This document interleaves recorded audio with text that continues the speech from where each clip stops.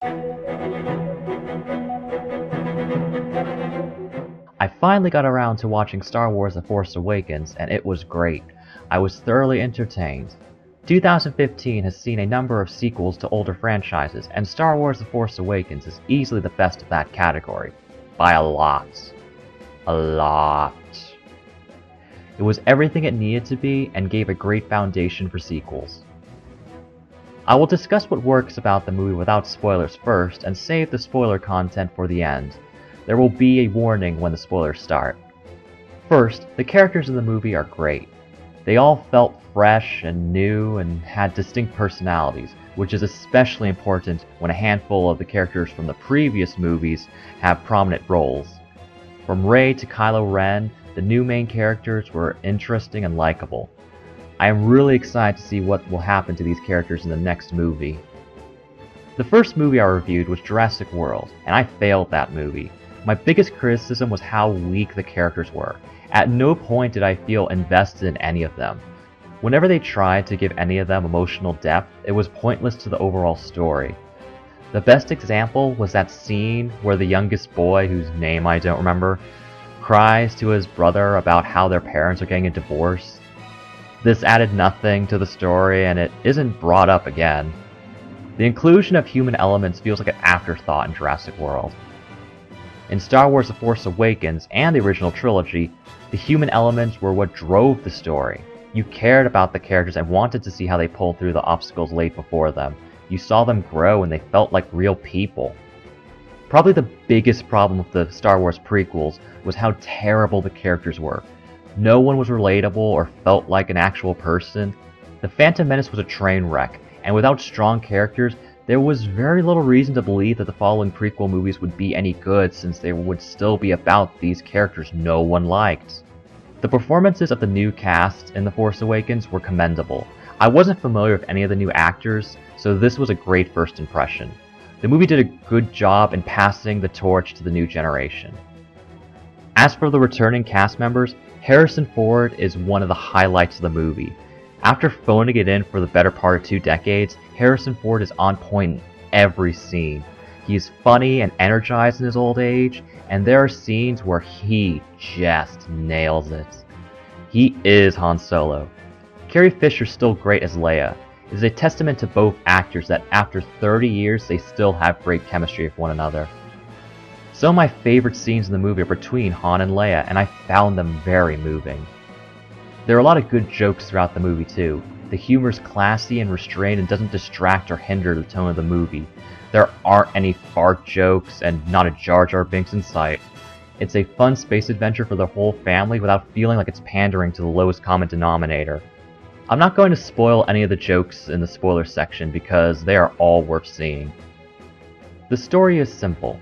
The original Star Wars has always been a simple story, and the character dynamics are what made those movies so enjoyable. In a lot of ways, The Force Awakens follows the same story beats as A New Hope, with some elements of The Empire Strikes Back mixed in as well. As I watched the movie, I could pick out scenes that were parallels to scenes from those two films. I don't mean that as condemnation or that they copied for fan service.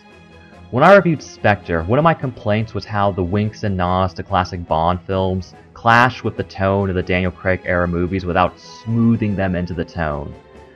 The Force Awakens has those fan service moments, but they don't distract too much from the newness. English poet Ezra Pound made famous the expression, "make it new." The "it" in the phrase is what has been valuable to culture. Star Wars is certainly valuable to culture.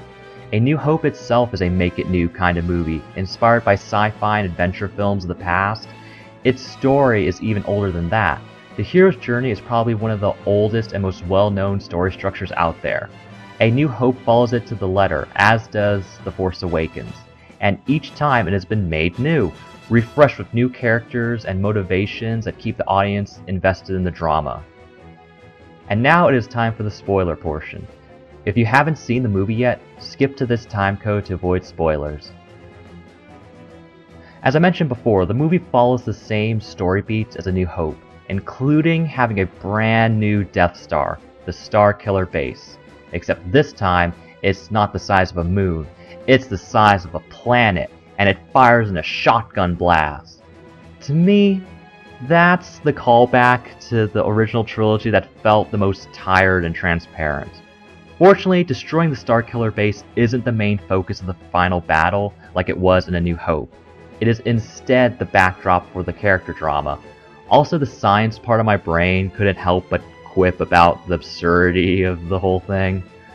Another criticism I have is that it's a little unclear how much influence the sides involved in the conflict have. I mostly attribute that to diction. There is the First Order, which is the remnants of the Empire, and there's the Republic, which is the rebuilding of the Galactic Republic from before Emperor Palpatine took over. The Republic's army is called the Resistance for some reason. Calling something a resistance implies it is fighting against something bigger, but it isn't clear how big either side is. In the original trilogy, you knew all you needed to know from the names. You had the Rebels and the Empire. I'm not sure where they're going to go with this conflict in the next movie. My guess is that they'll make the spheres of influence more clear. A good villain is important to adventure and fantasy stories like this one. Villains provide conflict and obstacles that can also bring much more to the table. The primary villain of the movie, Kylo Ren, is unique for a Star Wars movie villain. He successfully embodied the rebellious teen character that Anakin Skywalker failed at being in the prequels. His personality is made clear throughout the movie. He works very well thematically and isn't just a clone of Darth Vader, even though he wants to be the next Darth Vader. Kylo Ren is the son of Han Solo and Princess Leia. It isn't a big reveal either. They wouldn't want to have an I am your father level reveal since that would be way too cheesy. The information is instead doled out slowly. He aspires to be a Sith Lord like his grandfather, but somewhere along the way, someone forgot to tell him about Vader's redemption, most likely the big bad Snoke, who was briefly shown in the movie. Snoke will probably be elaborated on in the next movie. That's what I think, at least. Kylo Ren even wears a helmet to have the Darth Vader voice and hide his completely normal face. Without the mask, he doesn't look or sound menacing, but he wants to be the scary dark villain. He even lacks Vader's restraint on his emotions and has some temper tantrums. Considering how conflicted he is, it works. The unstable look of his lightsaber adds to the theme. I think that was really smart in a meta way. Darth Vader is a pop culture icon and one of the greatest villains of all time. It makes sense that the character wants to be Darth Vader and revere him so much since he is famous to the audience. Kylo Ren has anxieties about whether or not he can become as strong as Vader, and even has a fanboy shrine with Vader's charred helmet. They are taking the spirit of this cultural icon and making it new.